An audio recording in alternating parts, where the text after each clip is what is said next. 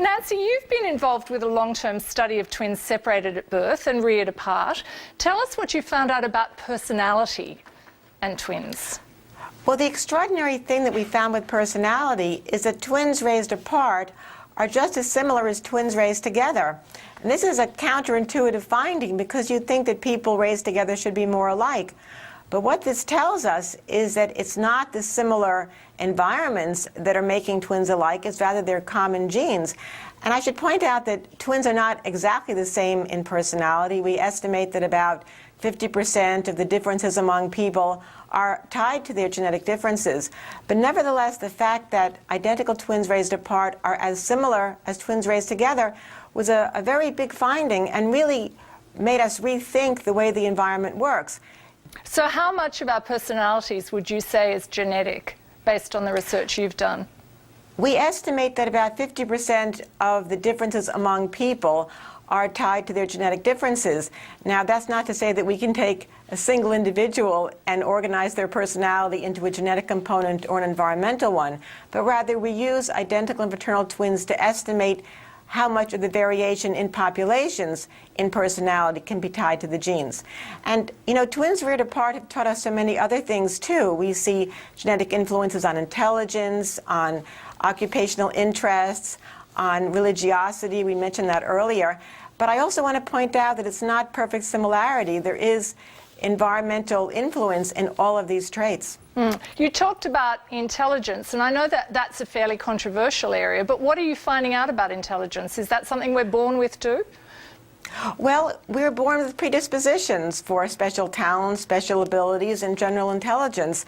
And we find from studies of twins raised together, twins raised apart, and adopted individuals that the amount of genetic influence is somewhere between 50 and 70%.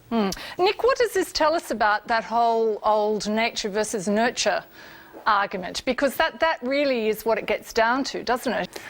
Well, as I said before, I think that the tide has changed, and I don't think it's going to swing back out again on that. That the evidence is now overwhelming for the importance of genetic factors, but also for the subtlety of it, as both Tim and Nancy have highlighted, that in many ways the genes are acting by actually steering people towards particular environmental choices. So you're actually steering people towards choosing this school or this neighbourhood or you know, this particular occupation, and the genes have their influence in that way.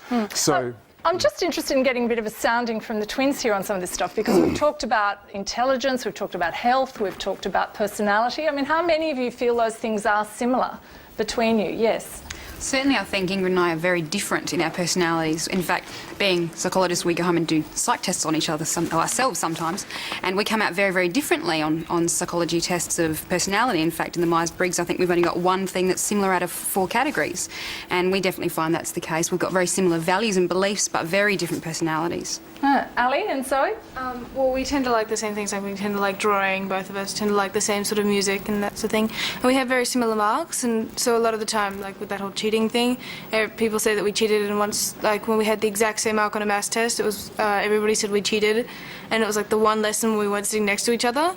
Yeah, plus like we have better marks since we've been in the same class. Yeah. Oh, that's interesting. Paula and Bridget, what about, what would we expect from you? Well, when I went to go to have an echo test on my heart, Paula went first, and then Bridget had to go and have her echo test, and the doctor goes, I hope you're not the same twin because your heartbeat is beating exactly the same time. He was so spooked. Whoa, okay. Well, Tim Spector, I just want to ask you one quick question. What sort of things are you finding out aren't to do with genes? You said that things like beliefs and belief in God is to do with genes. What sort of things are you finding aren't?